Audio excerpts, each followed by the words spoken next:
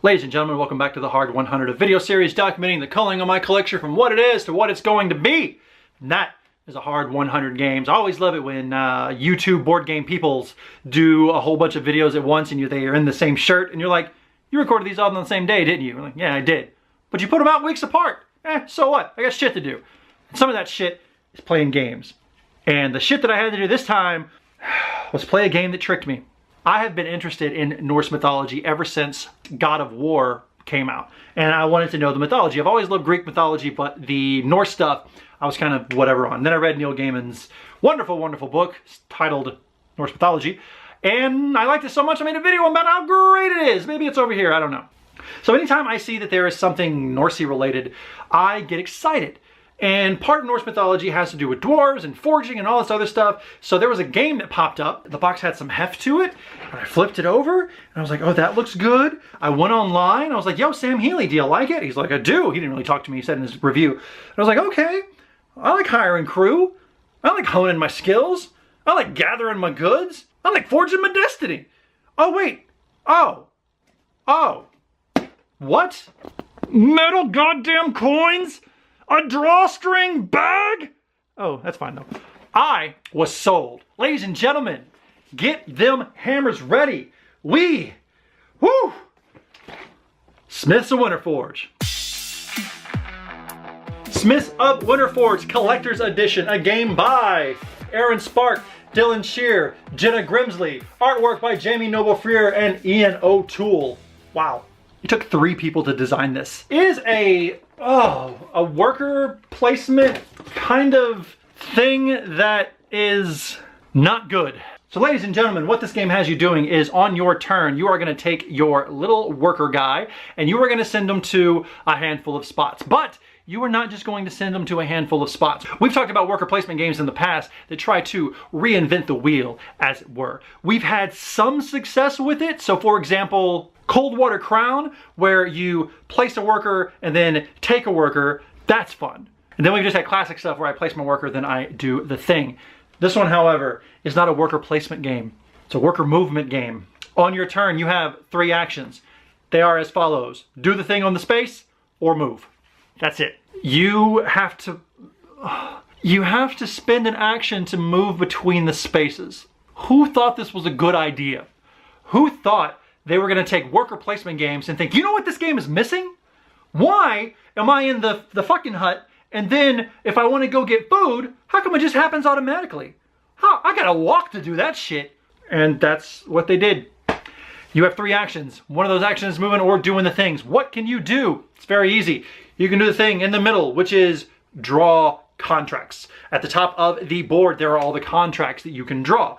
These are the items that you will be forging in your Winterforge. Why is it Winterforge? I don't know, they put snow in the box. Or you can go to the market and buy the materials that you're gonna use to forge those things. Or you can go over to the tavern and hire crew to help you do various things in the game. Or you can go down to the bank and get a loan and possibly have to pay that off. Or you can go to the very top and actually do the forging, which is, admittedly, the coolest part of the game. There are also some extra alleyway modules that you can play with, which includes basically gambling to see how much money you get for completing an item, getting extra bonuses, doing other stuff, whatever. Smiths of Winterforge, let's break down what we're doing on the spaces. Every space, except for the quote-unquote alleyways that are on the side, each of them has a prime position, which means I will get an extra bonus when I do this thing. If I go to buy materials, I can buy 2 normally, but if I'm on the prime position, I can go buy another one. How do I get prime position? Be the first one there. All right, so everyone has their player board, and on their player board, they have their little cubes, which shows how good you are at crafting certain items, be it helmets or weapons or bracelets. The only difference between them is that they all start at a different level, some combination of some level 1. Why are the levels important? We'll talk about that in a second. So let's break down the spots and how much fun and interesting they are. Spot number 1, get the cards at the top. All right, these are the things to build. I need these things. At the beginning of the game, you're also given a royal contract, which is a super hard thing that you're trying to build up to try to craft by the end of the game. So at the very top, you're like, okay, what do I want? Obviously, I need to start I want to build stuff that I'm already good at building so I can get better at building it, or build stuff that I'm not good at building so I can get better at building it. All right, I'll just take usually the easiest thing to get. Cool. And if I use a certain material to build it, I'll get a bonus. We'll talk about that in a second. So it's fine. Getting the card's fine. Going shopping is fine. The money in this one are the aforementioned goddamn metal coins that I do love. They're a little slimy at first, but after messing with them, they're delicious. They are all different sizes and they're wonderful and I love them. So you're spending that delicious money to buy materials. I highly recommend you flip through these individual decks. There's materials 1, 2, and 3 to see what's in there. Because sometimes a card will say, oh, you need fur. And I'm like, I don't know what deck fur is in. Because as a free part of your shopping action, you can wipe a section to redeal some cards.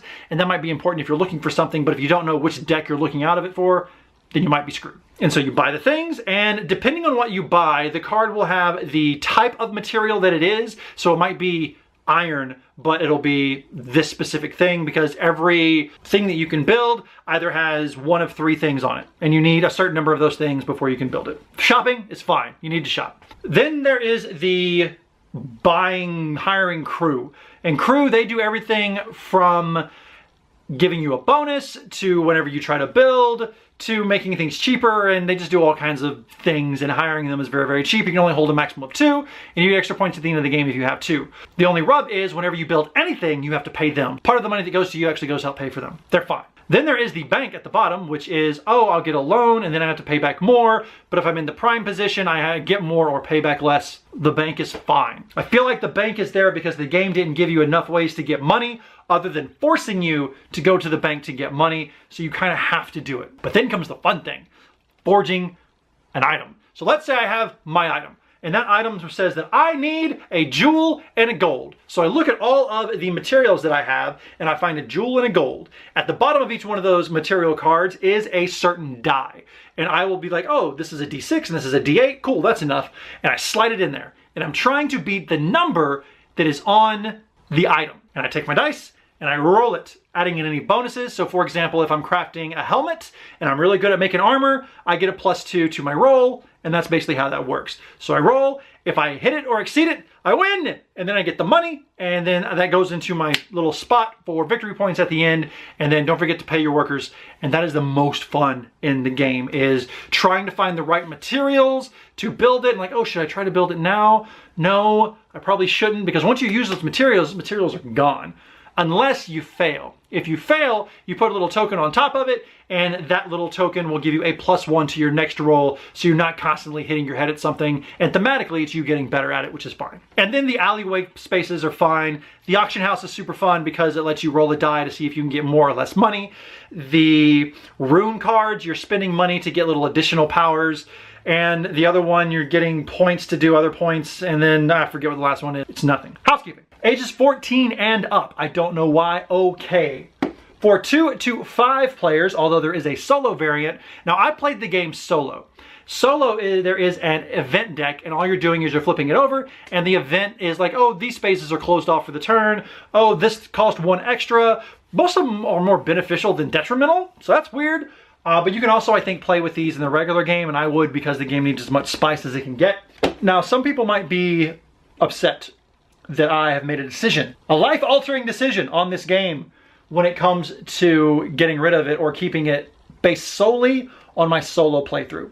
But there are a number of games that I have played solo that I have kept strictly because of their solo nature, knowing that, oh, this would actually be really good with more people. After I was done playing this, and I played it maybe 3 or 4 times, I did not want to take this game to my game group.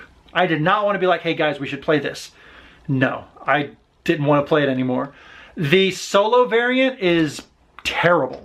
It's just flipping the cards for the events, but I got free reign to do whatever I want. So much so that I added my own little bit of variancy to challenge myself a little bit, because you're supposed to beat a certain score, and it's super easy to do. You get 15 turns to do it, and okay, I'm just building as much stuff as I can, and it's super easy. So what I did is I assigned each space a number, rolled a die, I moved another meeple around, and wherever he landed, I removed cards from there to simulate another player kind of taking things away from me and taking up those prime positions. Because if you get prime positions everywhere, the game's super easy. There's also a 6-player variant, and god damn it, Why do I have to do this moving around bullshit? But if I play with 6 players, everyone gets 3 meeples and it's just a worker placement game. That sounds way more fun to me than this. Oh, I have to move from the market to the bank. 1 action. I'm gonna take the bank action twice. Bank, bank. I don't want to do that. I just want to play a worker placement game. I don't want to move around your worker place. I'm little dwarves. I got nub legs. What are you making me run all over the place for? And then 20 minutes per player. Yeah, it's very short. The cards are very thick. I actually really like the cards. The components, without question, are phenomenal. Now, I mentioned the metal coins are great. All of the components and cards and board is it's laid out very nicely. It's beautiful. Why do you give me a bag and then give me nothing to pull from it? You're just giving me a bag. I love pulling shit from bags. Alhambra. Love pulling shit from bags. Chinatown, love pulling shit from bags. So if you're gonna give me a bag, give me some shit to pull from it. I got nothing to pull from it. What am I doing with it? It's just a bag doing nothing. So Tales Smiths of the Winterforge. Fine-ish game. It's a game. I feel that you only gave me 5 spots. You gave me modules to add onto the side that are required to have a real sense of enjoyment in this game. And I don't feel like the 5 spaces initially are fun enough on their own. I feel like, especially solo and possibly a 2-player game, you can only get up to 2 workers. So once I get my 2, I'm done. Granted, if I get another one, I can cycle them out, but I don't fucking care. The game is getting the materials to build the things. I only need money to get the materials, and the materials are actually super cheap. So that 10 bucks I get goes a long way. Rolling the dice to do the modifiers, I love that. I love getting the materials to forge the things. Wonderful. I want that in another game that isn't this. You might enjoy this game. This is the Winterforge, sorry, out of my hard 100. I will never play this game again. I'm sorry to see these beautiful metal coins go and this very sturdy box. It's okay. So as I mentioned earlier, it took 3 people to design this game, and this is what we got. It's kind of a disjointed mess. There's only one super fun, interesting thing to do, and this falls under the you had one job. That was to make a worker placement game. And what did you do? You made my little short nubbins run around all over his little Winterforge to run Ebony back and forth between him and a forge. You might like it, some people like it. I did not. So ladies and gentlemen, thank you so much for joining me on this, the latest edition of the Hard 100. Let this be a lesson that metal coins and a beautiful box and a good heft and a fucking drawstring bag is not enough for me to keep your game. Ladies and gentlemen, that game is not right for my shelf. It might be right for yours if you are unaware that better games exist. Peace out.